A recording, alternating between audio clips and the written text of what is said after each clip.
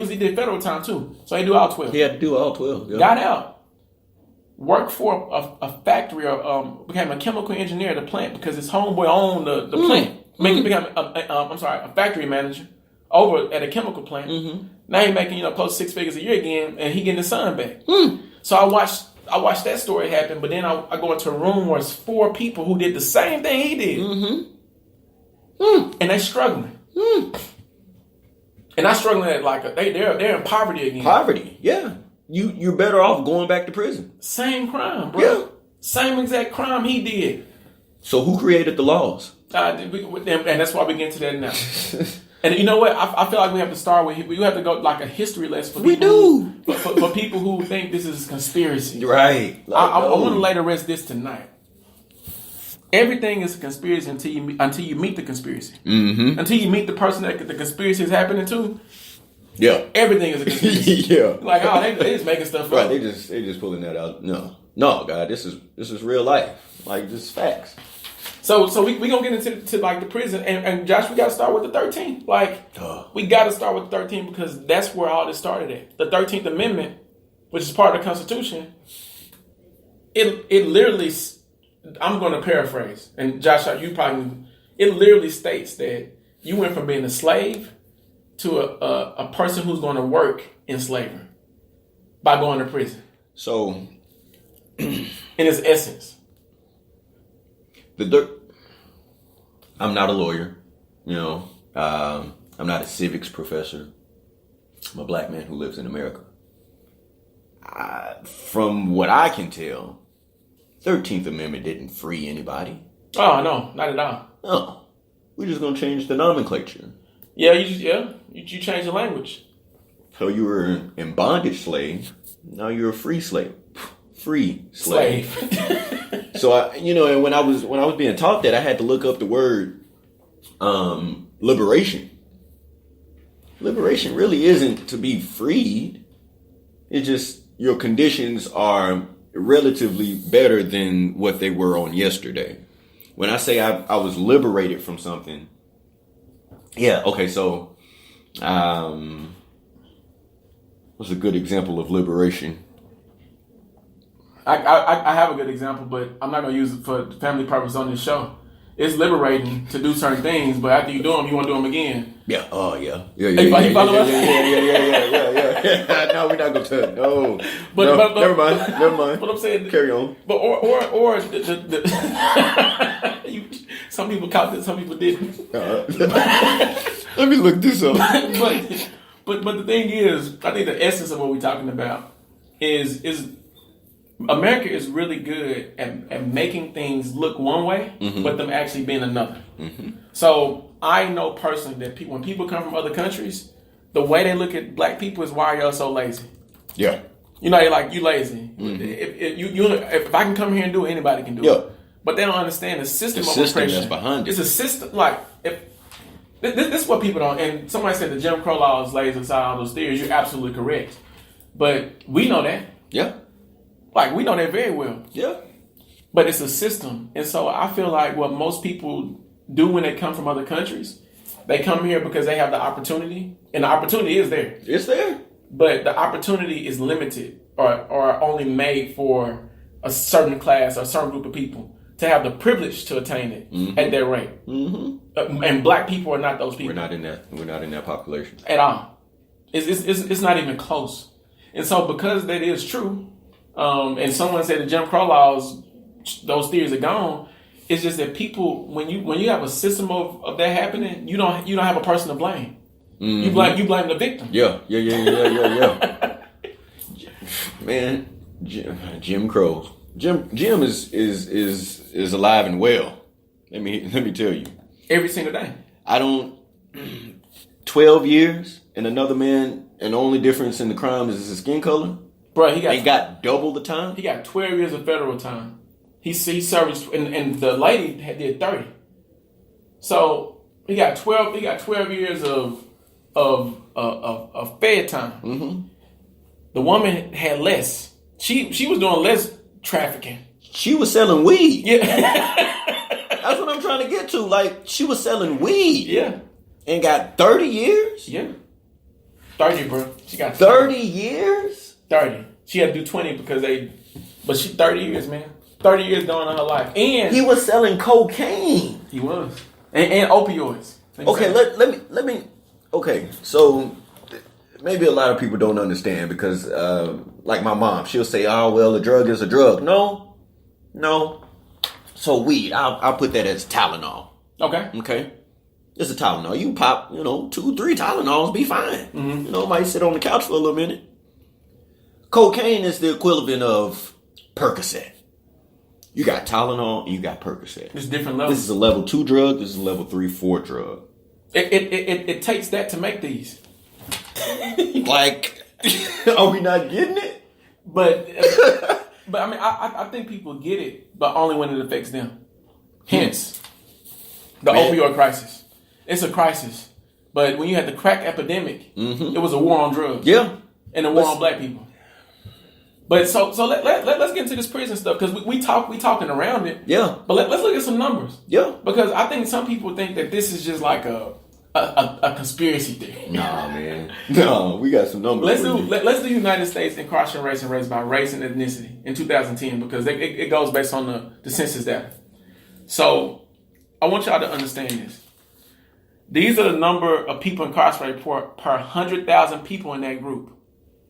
Per 100,000 people in that group, these are the amount of people incarcerated. So imagine an arena full of 100,000 people, and you got black people over here, you got white people over here, you got Hispanic people here, and every time they call someone's name, they stand up. Yeah.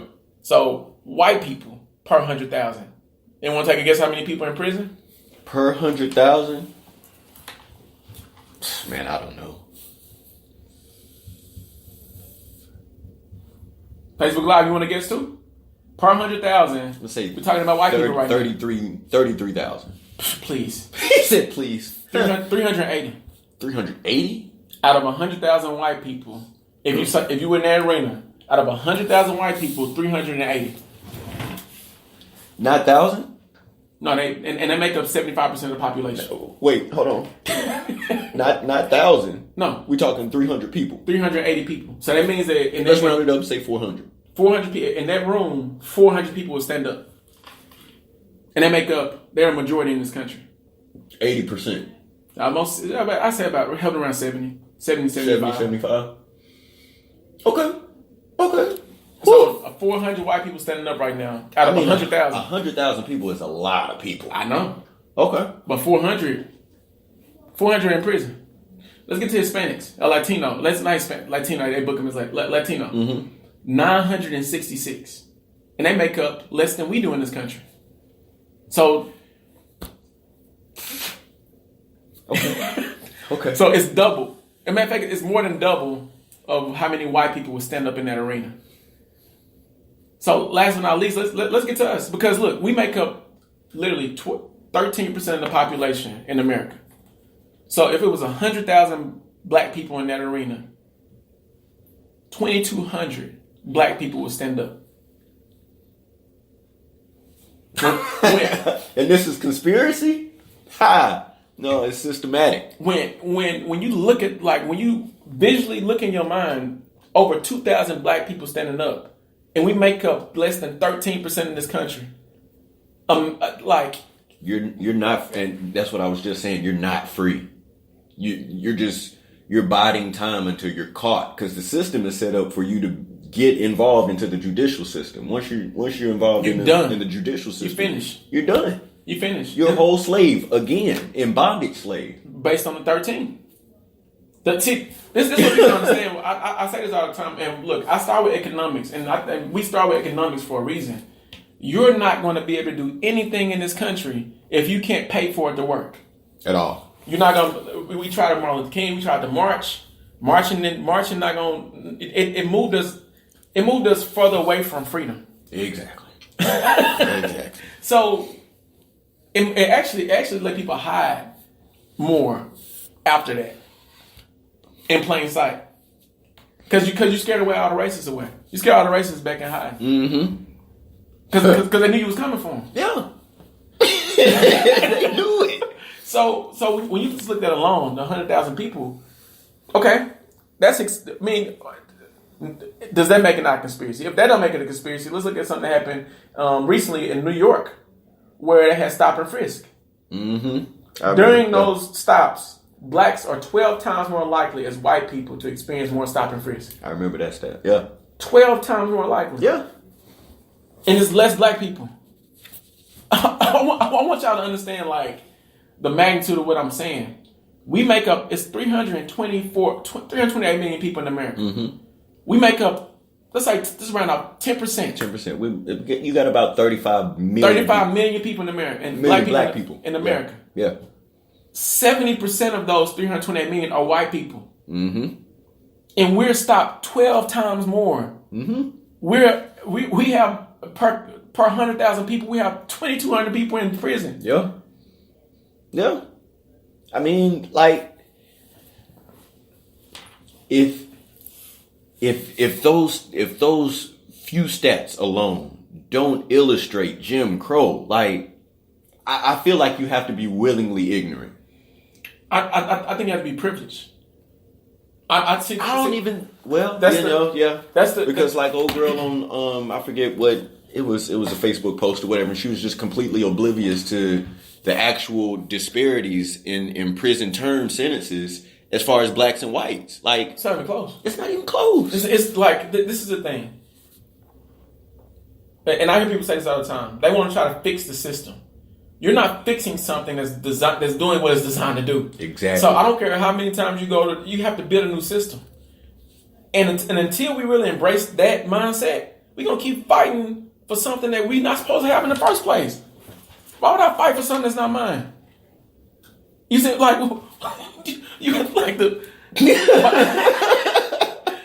We're fighting to fit into something that wasn't designed for us to be there in the first place. I feel like I said this a couple weeks ago. You did. When I was right, I was right. But see, when you're privileged, you don't have to deal with certain things. Yeah. If I never had to deal with like I said, the police or black people or people of color or anything like that, then yeah, I'm definitely going to be disconnected from those issues or anything that's connected to those populations of people. You're going to be completely oblivious to it. Like you like you said, I think it's innocence. Yeah. But see, this is where will for ignorance come in though. Mm-hmm. If you see this, oh yeah, or if you listen to this, yeah, and you still are saying, I don't know if I don't know. And I think it being in 2019, and that's why I was hesitant to go ahead and accept or agree to the notion of privilege being almost a shelter or a blindfold, so to speak, to social issues, because it's 2019. Like, it's the age of information. You no longer can just sit, in your room and not get bombarded with information. You're going to scroll your Facebook. You're going to scroll. Well, this is the thing, Josh. And look, I used to say. I understand. I used to say that there's no way in 2018, well, this was in 2013 when I said this. Yeah. You can't act like racism don't exist. Yeah. But there are racist people who don't know they're racist. Mm-hmm. Because they've been fed it for so long, and no one has challenged their racism. Norm. Yeah. So that's their norm. Yeah. So I have been around people who literally, on your Facebook is determined by what you look up. Mm-hmm. If I don't care shit about racism, I'm not even gonna look it up. My timeline is gonna be full of hearts, flowers, shopping, people dating and having a good time, and they'll never see me until it's too late. Right. Until the minority becomes a majority. Which is why most privilege is fighting right now, because it's going to happen by 2050 or 2030. It's going to flip. 2020. I saw it earlier. 2020. Yeah, it was either 2020, 2025. Like, the birth rates are going to start to flip. To where it's going to birth rate. It's going to flip. Yeah. And so when you're looking at that, when I look at that, it makes me understand how strategic this system was designed for people that are being oppressed at that rate to look crazy. Like, we look crazy to some people. We're like, there they go with this again. Yeah, with this again. Hey, man, call us what you will. We just state the facts, man, and it's depressing. Like, I can feel my energy like going down. And you know what? There's more. It gets worse. There's more. It gets worse. You got any statistics you want to? Yeah. Okay. So